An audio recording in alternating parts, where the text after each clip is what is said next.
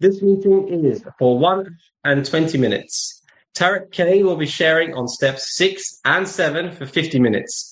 This is Tarek's third adventure in paradise, and we are delighted to have him with us. Tarek, thank you for your service and for your willingness to share your life with us today. At this time, please help me give a warm welcome to Tarek K from Birmingham, Alabama. His home group is the Over the Bridge group. Welcome, Tarek, and over to you. Thank you so much. I'm a member of Alcoholics Anonymous. My name's Tarek. This is my third time with this group. I am very impressed every time I'm on here with the organization and the enthusiasm of the members of this group. I really hope that the group does not dissolve. A power greater than myself separated me from alcohol and mind-altering substances on the morning of November 5th in 2007. My home group is the Over the Bridge group in Birmingham, Alabama, in the United States. It is not a tourist attraction, so I highly doubt I will see any of you in Birmingham, Alabama. But we meet on Friday evenings at 6:30 at the Birmingham Recovery Center. We offer childcare, so those with kids can come to the meeting and have their children taken care of. I have a service position at my home group, and if I'm in town, I am there on Friday nights. I love the opening prayer. And the way that it was worded, to acknowledge the presence of God. Now, the talk I'm giving this afternoon, well, it's afternoon for me, but the talk is going to be devoted to steps 6 and 7. And the hardwiring and programming that I exist with based on my life experiences and the environment that my life has unfolded in is set up in a certain way. But these defects and shortcomings, and I'm going to make a distinction between those, that took me over 15 years before I gained an understanding of how to separate defects and shortcomings, because for many years I thought they were one and the same thing. But the awareness of how we're showing up in life can, if we practice our 10th step in a certain way, which I can't help but talk about the 10th step as I talk about 6 and 7 today. The awareness of how we show up in life can sometimes bring us to the present moment. And the present moment is the only moment where we can experience the consciousness of God. So this all ties together. And then the set aside prayer. It is the prayer that I use the most of any prayer. Before the meeting started, I asked God to set aside what I thought about this meeting, about this group, about this talk on 6 and 7, so I can have an open mind, bring an open heart, and have a new experience, because this is the only reality of my existence right now is this moment. And I'm taking a group of guys through the steps. We met this morning. And at the outset of the steps, I asked all of them to craft their own set-aside prayer for this journey through the first 8 steps that we were taking. And one of the guys on the call is an individual I've sponsored for almost 13 years. And he asked God to set aside everything he thought he knew about his relationship with God, about the 12 steps, about his relationship with his significant other, about the city that he lived in, about his profession, and about his children, and about his ex-wife. And so since we started that about 6 weeks ago, he is now about to be unemployed. He has lost his relationship. His children are moving across the country with the mother, so he's following them back. And he is terrified because he's about to go out on his own and start his own business. And it was because of his experiences with 6 and 7 that he was taken to a place where these things have all fallen off. He's entered his version of a dark night of the soul. And this morning we were talking about how beneficial and beautiful this experience is for him. Now, most people, they're not going to consider losing a relationship, having to travel 3,000 miles so you can be in your children's lives, and having lost a career you've had for 12 years, and he has an identity built around being a CEO of an organization. It's an identity crisis, and it will create a deconstruction of the ego. And our experience with our defects are just that. So the great psychologist Carl Jung, there's a story about one of his patients coming to see him. And the patient shows up for their session, and the patient said, Doc, everything's going wonderfully. Relationship at home is great. The kids are going off to college. Everything at work is going great. Life is really good. And Carl Jung says to him, there's nothing I can do for you. I can't help you. The next session, the guy comes back.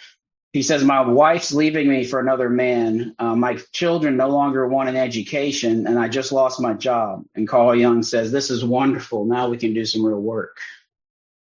This is the experience that 6 and 7 can bring to us. I want to read something that I think is going to influence some of my talk today. It says, someone says, I can't help feeding my family. I have to work so hard to earn a living. How can he can do that without God, but not without food? He can do without religion, but not without idols. Where is one who'll say, if I eat bread without awareness of God, I will choke? Now, that is a poem by the Sufi poet Rumi. And what I want to talk about today is the capacity of our awareness of how we're showing up in life and how that can influence our awareness of a power greater than ourselves.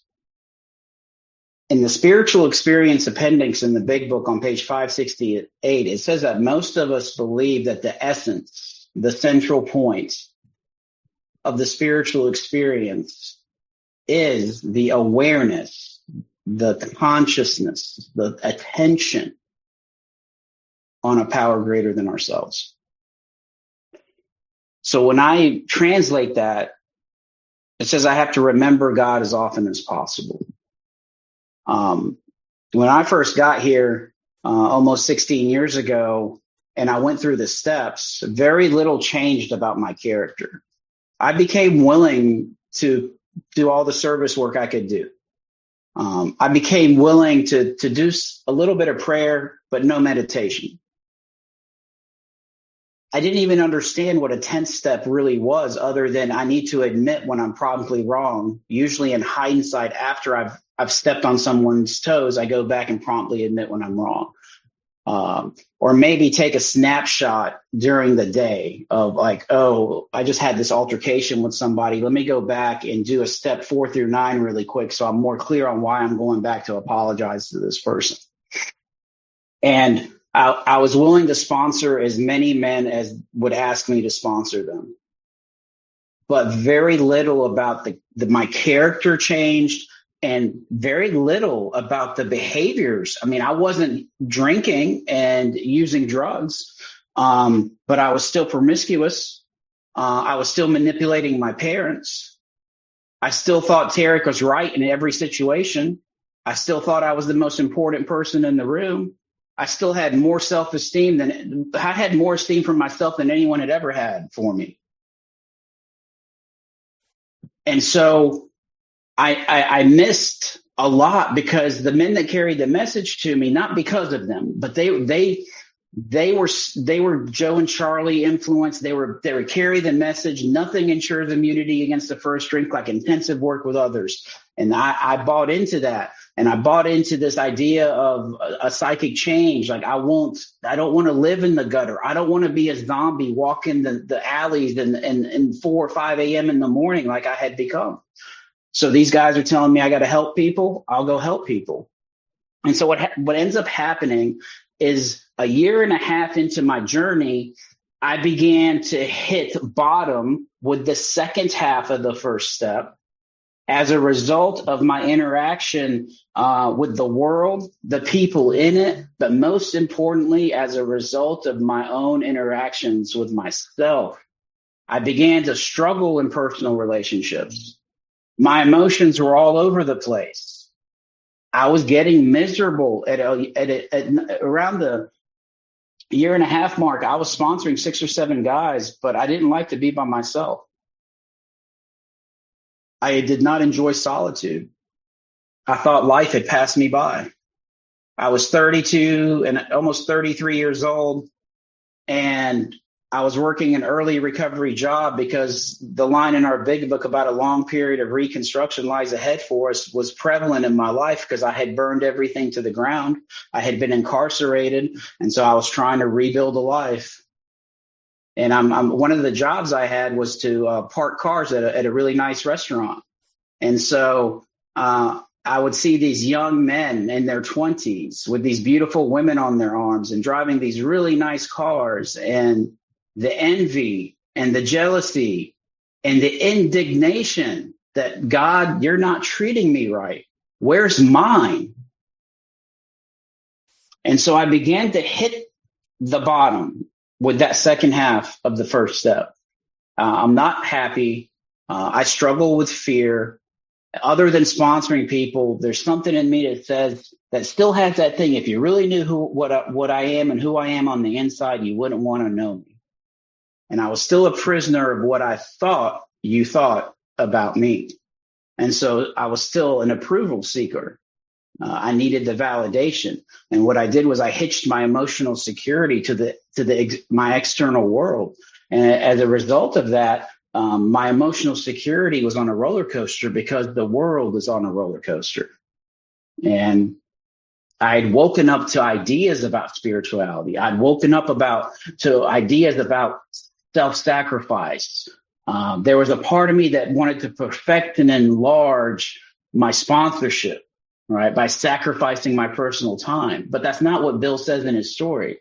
If Tarek fails to perfect and enlarge his spiritual life through work and self-sacrifice for others, there is a tremendous amount of ego identity built around being the guy who had 6 or 7 sponsees, being the guy who's taken big book studies to the treatment centers and to these groups.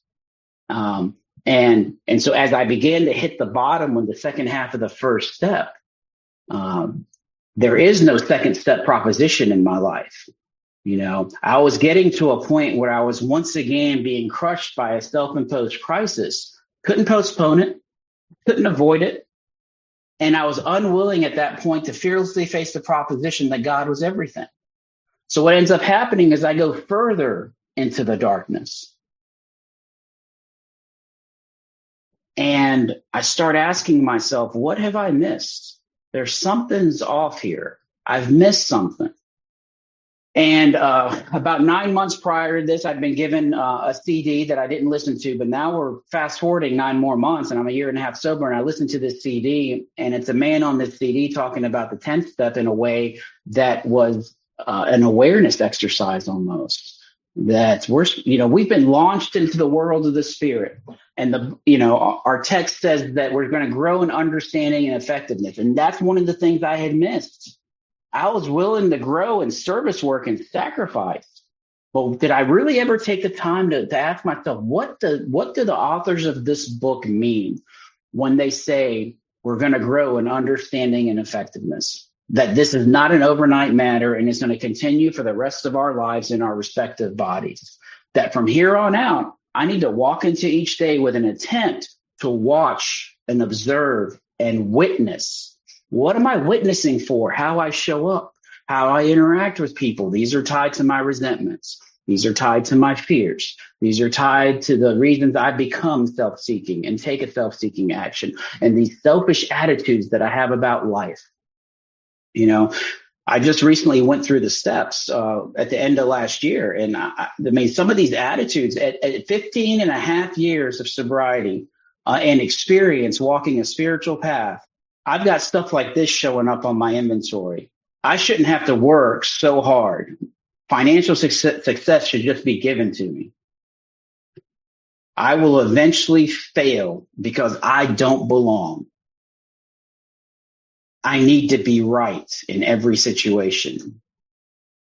I have a desire to control, which puts me in a position to peek around the corner and down the street to see what's coming in order to make decisions that I think will make me safe. My expectation of myself is so high that it runs downhill to other people in my life, and it puts me in collision with them.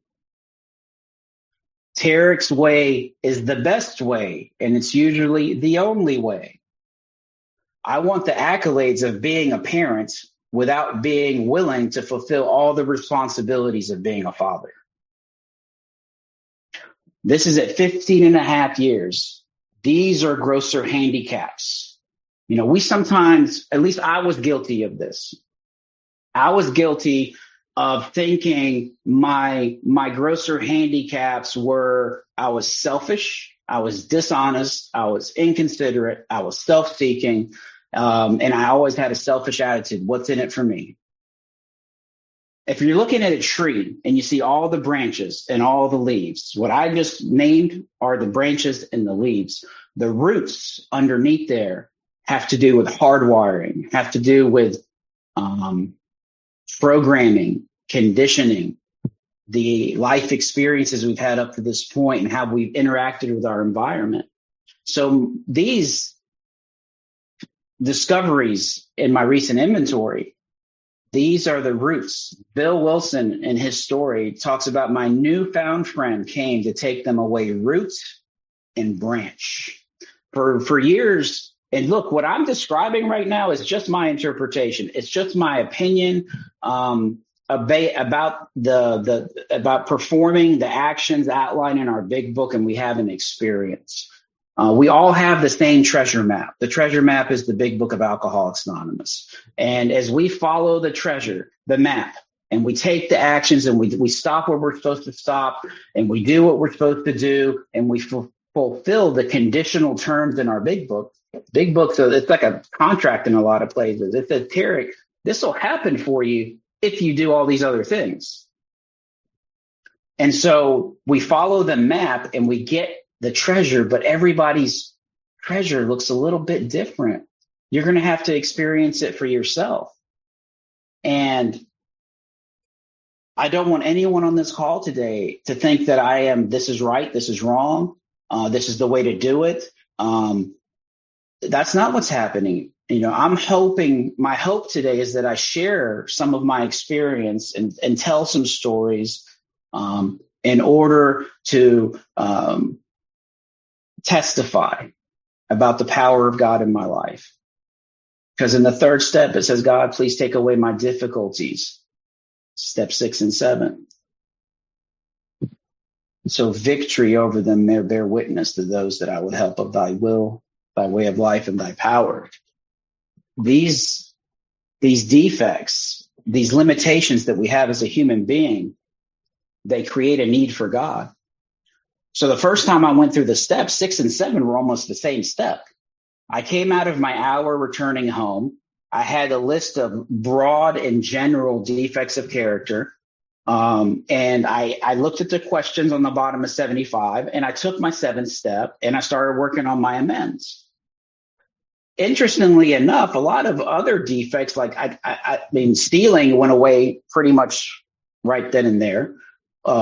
Lying over and over to get what I want sort of fell off, right? But now the ego gets real slick and crafty, and so what it starts to do is leave information out in order to get what it wants. It won't tell a bold-faced lie very often, but it will leave information out to control what's going on.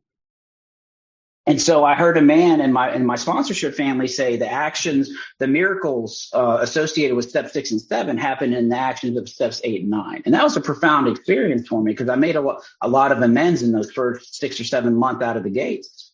But again, I'm gonna circle back now to that 1.5 year point. And I listened to that man on that CD, and he's talking about that 10th step about watch, observe, witness. As you see these things crop up, you turn to the great reality deep down within and you ask God to remove it. You ask it once, it may not get removed, but what's happened? I've immediately become aware of my relationship with God. And then I turn back to the present moment. I want to be a child of the moment. Turn back to the present. Practice a code of love and tolerance. If this, whatever I'm struggling with, continues to crop up like it did last week, where I shouldn't have to work so hard to get the financial success that I want. Don't these people know who I am and how much I've done for this organization? Hell, this place would probably go out of business if I didn't work here. That's the stuff that's going on in my mind. And as I become aware of it, my awareness is drawn to my higher power. And how beautiful and merciful and full of grace is that? That I'm not, the last thing I do is call my sponsor and do a 10-step call. That's when the thing shows up over and over and over, and it just will not shake loose. It's like I've got my head in a tiger's mouth, and I have to call someone in my network or my sponsor because I'm disturbed and I need to get undisturbed so I can maybe look at things from an entirely different angle. And so I go through these things that are occurring. They happen very fast. I'm watching, I notice, I take a deep breath. I acknowledge the presence of God. A lot of times it just falls off. It's suspended. I turn back to the present moment, and then it comes back for me. I ask God to remove it, direct my attention to what you would have me be. I engage the present moment. I cease fighting anything or anyone. Maybe I get to the position of neutrality. Maybe I don't. But this whole time I'm working with my Creator. Self-reliance fails. God reliance doesn't. And sometimes the experience with the defect, and maybe failure associated with the defect, is the experience I'm supposed to have because I'm having it. That's the evidence that it's supposed to happen. That helps me understand how sometimes life shows up for me. And so I get introduced to that guy. I end up hooking up with a bunch of people that have experience with this individual, and so now I'm introduced to the 10th step the way I just identified it. And what had happened to me in those early years is I acknowledged I've received a miracle, the miracle of separation. That miracle happened very quickly. It has to happen quickly because you wouldn't have a speaker to talk about if the separation that doesn't take place. One of the things I do when I'm asked to give a pitch is I always introduce myself, and then I say a power greater than myself separated me, because I don't ever want to believe for a minute that I chose to get sober. I received a gift. And there's something about living that way that changes the way I live. If I live with the awareness and the belief and the faith and the trust that God gave me a gift, then maybe my life will be about showing appreciation for that gift. And so I find it easier to walk the spiritual path when I look at it that way. And so some of what I want to talk about today is the importance of character refinement and its connection to what I call emotional sanity. Now, Bill Wilson has these wonderful writings about emotional sobriety. It doesn't work for me because sobriety was this problem for me, for guys like me, I guess. Maybe not everybody's like me. I'm sure they're not in this regard, but sobriety was an awful place to be. It was unbearable. I was restless, irritable, discontent. That's what sobriety was for me, because I'm a guy that has to have an effect produced. The actions I'm taking every day, and the experiences that are unfolding in my life, there has to be an effect with those. And if I'm just living in a sober state, and if I'm addressing the spiritual life as if alcohol and mind-altering substances are the problem, I'm in trouble. But if I'm approaching the spiritual basis of life with the understanding that Tarek is the problem, there's something totally different happens. And so for those reasons, I'd rather use the phrase emotional sanity. And the process of the refinement of character takes place as we put the focus on step 6 and 7. So today, that's what everything is about. I've been around long enough now that the wreckage of my past was cleaned up. It took me 8.5 years to approach well over 200 people and institutions and express a desire to make things right. A lot of them didn't want to see me, but it took 8.5 years. A long period of reconstruction was in my life. And that's just how it played out for me. It doesn't have to play out that way for you. And so I took the steps to recreate this life by grounding my ideals in a power greater than myself. And I thought my life was going to be about carrying the message, and everything was going to stem from that. A fifth tradition guy for many years.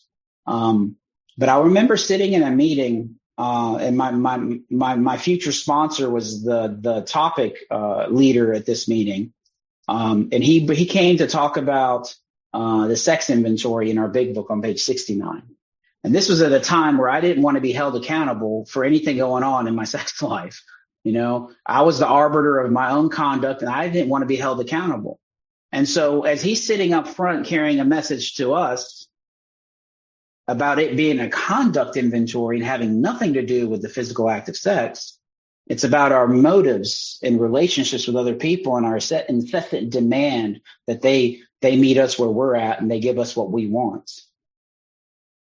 And I proceeded to share in that meeting that I think you should get off your ass and go help somebody. This program's about the fifth tradition. I can't remember verbatim what I said, but I was attempting to deflect because I didn't want to be held accountable. I didn't want to investigate the nature of my behaviors. I didn't want to have a reckoning with my character at that time. But as the universe would have it, this man became my sponsor shortly after this. And he's the one that taught me about the 10th step and how we can use it as a walking around inventory so we can increase our self-awareness. And in the process of really increasing self-awareness, we're really increasing our awareness of God, because that's the way our program is set up. And the beautiful thing about these steps is when I reflect on the reasons why I submit to the process of the 12 steps on a regular basis. So I come from a school that reworks the first 8 steps. And it's turned out that I've done it 15 times while I've been here. It's not the right way to do it. It's not the wrong way to do it. I like it. I like the effect it produces.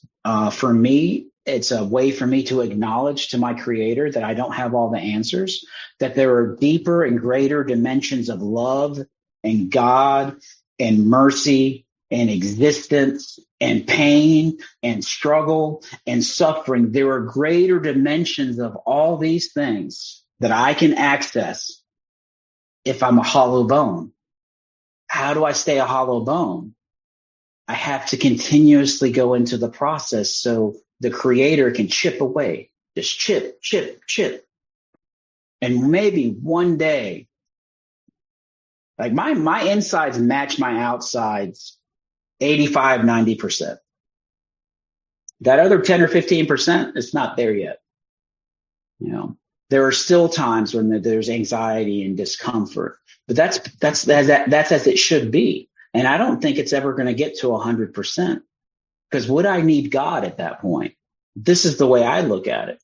So when I go back into this process of the sculptor sculpting away at his creation, you know, I do it for these reasons. It's a submission, because at my core, I don't want to go back to this process.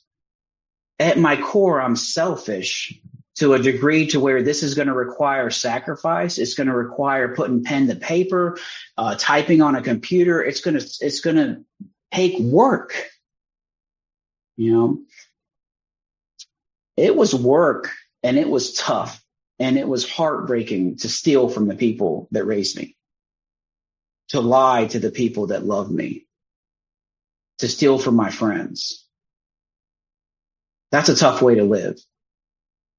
The spiritual basis of life is even tougher.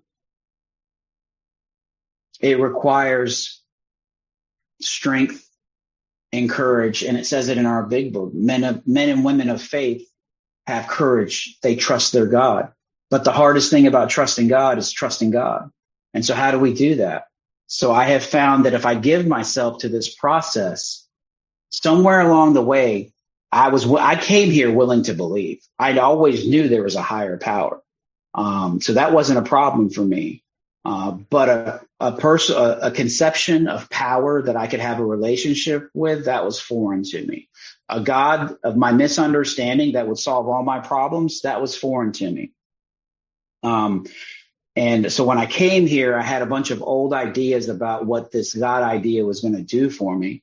And so I took the steps necessary to have that belief, willingness to believe. I took actions, I made decisions, and it evolved into belief. And I continued to take actions, and I continued to make decisions, and I continued to get some results, sometimes really comfortable results, other times not so comfortable. And somewhere along the way, it transferred into faith. And I continued to live this way. And then it transferred into trust. I trust my relationship with my higher power to be my sanctuary and my refuge. And I go back into it as often as I can. And I try to remember God. And so defects of character, they are the things that sit me back down at the table.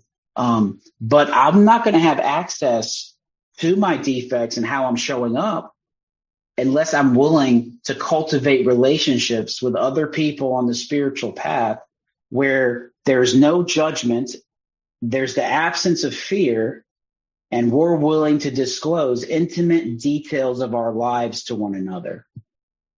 We're comparing notes of what it's like to be a human being that has a desire to experience God. You know, my only reservation with the way the 12 steps are written is in the third step. Made a decision to turn our will and our lives to the care and direction of a God of our experience, not our understanding. It should be, I think, I don't know. That's the way I like to look at it, because I will never understand God. And after 15 and a half years, I know less about what I thought I knew about God when I got here in those first few years. But now it's okay. It was really hard for me to say the words "I don't know" years ago. Now, when one of my little boys comes to me and they want to know something about it, about some subject, I don't immediately just tell them what I think and give them my opinion. Sometimes an opinion on an experience I've never had, that's crazy. I'm more comfortable now saying to them, I don't know. Let's find out together. And we learn. And that's a character defect that Tarek has all the right answers, that has incrementally got better over the years. But it still puts me in a position where I'm in collision with somebody or a situation on a frequent basis. It just happens. But it's much better than it was 5 years ago. And 5 years from now, it's going to be much better than it is today.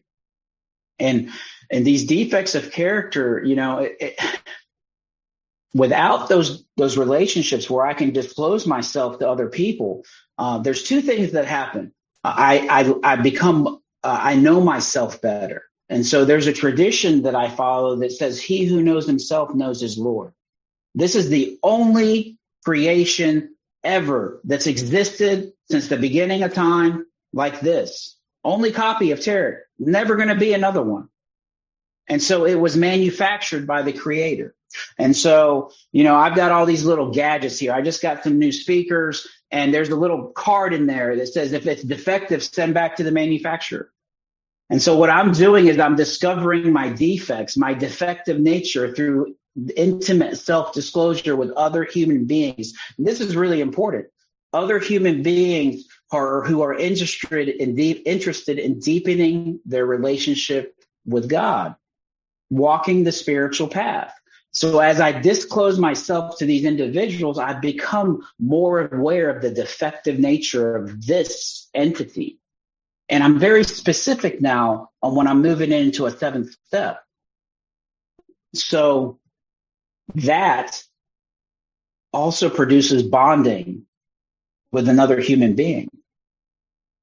You know, Chuck Chamberlain used to say that alcoholism and I'm going to say addiction as well, because I've heard some people on here identify that way, that they're an illness. I don't know if they're diseases, because our big book doesn't use the word disease, so I'm not going to use it. But the big book says an illness of this sort. And so our illness, I think, is rooted in separation. Carl Jung talked about the alcoholic's thirst for alcohol is a low-level thirst for union with God. And if the sunlight of the Spirit is truly in everyone, the more I bond with other human beings, not only are they tapping into the sunlight of the Spirit, the great reality within me, I'm tapping into the great reality within them. And we're talking about bonding on brokenness. We are here because of our brokenness. We might be the only, all the 12-step fellowships, but we're organizations that gather together based on brokenness. I mean, what other organizations do that? You know, you got organizations that get together because they're all doctors, or they're all lawyers, or they're all business owners, and they're all something. But they're not getting together, I think, on their brokenness. Maybe they are. I don't know. But I know we are. We are getting together on our brokenness. And so that intimate self-disclosure, one alcoholic with another, that's how my awareness increases. And so as I walk through the day, and I'm walking with a 10th step because I want to be the guardian of my inner space. I want to watch and witness, what's going on inside of me. This is the most difficult step to practice. Just because I can talk about it and I have a lot of experience with it doesn't mean I'm exceptionally good at it. But this is the ideal I want to grow towards. This is the principle that I want to practice. We get all these wonderful one-word principles behind all the steps. It says none of us maintain anything like perfect adherence to these principles right after the steps and how it works. I know there's a ton of principles out there, but having a principle just be perseverance or courage or honesty for a guy like me is dangerous.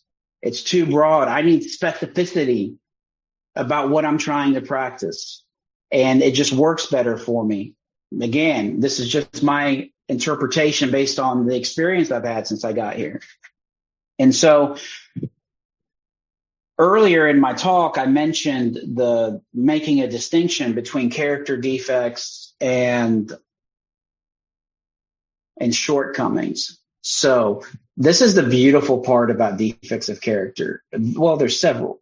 My defects they help glue my relationship with God, because I know I can't change myself. And so I know God can change me. It doesn't mean he's going to change me the way I want to be changed, but there's going to be a change. And so the defects and the shortcomings, they sit me back down at the table with my Creator on a regular basis. So my spiritual relationship with the God of my misunderstanding is rooted in my struggle. And there's a sacredness to the struggle. Today, I don't struggle with drugs and alcohol. I struggle with my character. And it's the character that's creating a need to deepen my relationship with God. And so how can that not be a form of mercy and grace? Look at the alternative. I don't know about you, but in my 15 and a half years, I've seen far more people come and go than I've seen stay. A lot of people will say they don't want it bad enough. They don't do the work. Their self-will run riot. I don't know if they are or they're not. But what I do know is this is what I'm reminded of, the gift that the universe gave me. And I'm so grateful for that gift. So I think the way I live my life will continue to be appreciation for that gift. And so as I continue with the conversations, as I continue to give myself to the process year in and year out, my level of knowing how I've been created and manufactured increases. And so I'm in a situation last week with my boss at work, and he has set me up in a position where I think I'm working far beyond my job description for the same amount of financial gain.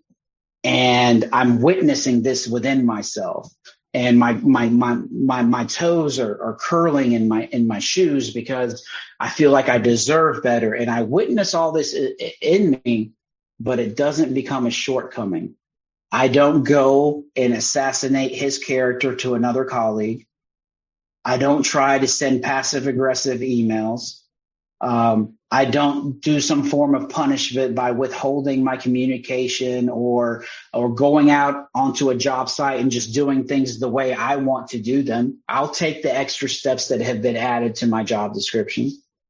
That's how the defect was still inside of me. It was still present. These people aren't treating me the right way. I deserve more money. Don't they know how much value I add to this organization? But through the practice of the 10 step and being aware, what ends up happening is I just turn back. I take a breath, I turn back, and there it goes. It sort of disappears. And when I was reflecting before my talk, I said, I need to give a real life example of how this works, because the defects that I have today are the same defects I had 15 and a half years ago.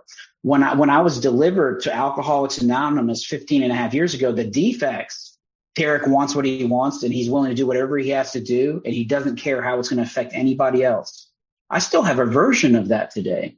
I still think my time is more important, but back then there was a roaring lion, and if you infringed on my time, I was going to let you have it. Now, instead of being a roaring lion, these defects are little purring kittens at my side, and they meow, meow. I hear them. They're with me. But because of the consciousness of the presence of God, they're very loose. They don't grab a hold. This is what steps 10 and 11 can do to 6 and 7 through awareness with a capital A. And because of that, the defects of character don't put me in a position where I fall short spiritually. And so, there's a line in our big book that says, a more important demonstration lies in our respective homes, occupations, and affairs. Man, this is the easiest hour of my day, getting on this Zoom call with you people. I love all the squares. I love participating at this level. This is the easy hour of the day. All right. The most important work I will ever do is within the walls of my home. And that's why the big book, I believe, my interpretation, listed those 3 areas in that order: homes, occupations, and affairs. This is an affair. When I find out what I'm truly working with around character refinements and how important it is for me to interact with God's kids in a certain way, I will see why the most important work is at home and then my occupation, because that's where I spend all my time. I can't speak to anyone else. I'm not going to try to have an opinion on anybody else. But when I work with other guys, they come into my home. I need them to see how a recovered member of Alcoholics Anonymous interacts with his family, interacts with his kids. They need to see what all that's really about, because that's it right there. That's the deal. And it's amazing to me that how much of my spiritual condition, which is maintained and grown through steps 10 and 11, influences my experience with steps 6 and 7. And Mark, my late grand sponsor, Mark, used to say that, the 12th step is the jewel of our program. It's the jewel. And steps 10 and 11 are the juice. But the heart of our program is this idea of character refinement. That's what it comes down to today. The defects have the capacity to bring me to the present moment. And that's the only place I can experience God. And that's where that 10th step ties in. I want to read something out of a book that I've just recently discovered, which is going to summarize or say it another way, hopefully, what I was able to talk about today. It says, in our ordinary state of being, both the outer demands of life and the inner processes of our thinking and feeling alternately monopolize our attention to such an extent that we cannot sustain true consciousness with a capital C. By consciousness, I mean not just perception, which corresponds to attention and to sensitive energy described in this book, but a field of awareness that includes the contents of both our experience and the one who is actually having the experience. Now, the author of this book believes that God is a synonym for life, that God is disclosing himself to himself on a regular basis. And that's why he created existence. I don't know if it's true or not, but I find it very interesting. Spiritual work involves maintaining some balance between the demands of outer life and a conscious presence of our higher power. We wish to enter freely into the life of the world and still know this presence, the dimension of consciousness and freedom that is not attainable for many. We can live through the essence, which is the light behind the personality, rather than through the limited, superficial personality, which is identified with each passing thought and feeling. The personality which is absorbed in the external world and forgetful of the possibility of the great reality deep down within is governed by the external world. All its inner events are tied to the outer events. Ask yourself, are we consumed by the experiences we're having in life? Or do we consciously experience life with an awareness of God as we're being moved through life? Is our inner life dependent on outer conditions, or is it becoming free of them? The need to achieve our own specialness, for instance, or to receive attention from others, is experienced as less important as a stable, great reality or presence develops within. This inner presence is satisfying in itself. It enables non-attachment, equanimity, and greater self-awareness. Can we see ourselves wasting it on other desires and satisfactions, our life, intoxicated with the random demands of the ego, responding to all the needs of outer approval and validation? Our dependence on outer satisfaction and requirements lead us to envy, resentment, fear, pride, guilt, and anger. Isn't this a form of contemporary idolatry? Wow. My hope today was to put us in a place where we're okay with our brokenness. That's why I wanted to share what I did about 6 and 7, because it's truly how I'm broken today. But through those wounds is where I deepen my experience with God. And it creates a sacred struggle with my Creator in the hopes that as I cultivate the expectancy of God's presence in my life, and I see him underneath the defects, that he will continue to hone and polish me. And that my character will be refined. And that will be the foundation stone, the major foundation stone of the spiritual basis of life. You know, I'm a firm believer that my spiritual bread is apportioned to me every day. And I won't encounter a day where I can't get through with the God of my understanding or misunderstanding. I'm always going to be able to be safe and protected. And I know that there's a debt that I owe God, and nobody on this planet can repay that debt. And that debt was the gift that I've spoken about several times. And the way I embody that is I acknowledge to myself several times a day, God, thank you for the greatest gift of my life, which is recovery. And the way I live my recovery in my life is my gift back to you, God. And there is one that's going to find me, and that one is death. And I cannot escape from that moment. And that's why I've strived so, I think, with passion to clean up the wreckage of my past. I've witnessed the transition of someone very near and dear to my heart, my father. And I saw the regret in that moment. And I think life is about preparing for that moment. You know, Mark used to say that when we die, our tombstone is going to have our birth date, a dash, and our expiration date.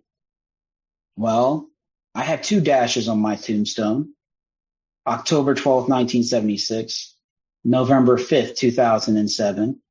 And I'm going to have a third one when the God of my misunderstanding removes me from this body and takes me to whatever is next. And so Mark used to say, what are you doing with your dash? Are you really here about the vital spiritual experience? Am I really here about the vital spiritual experience? Does the way I live my life back up the decision that I made in the third step? And can the people around me see that decision? I'm a member of Alcoholics Anonymous. My name's Tarek.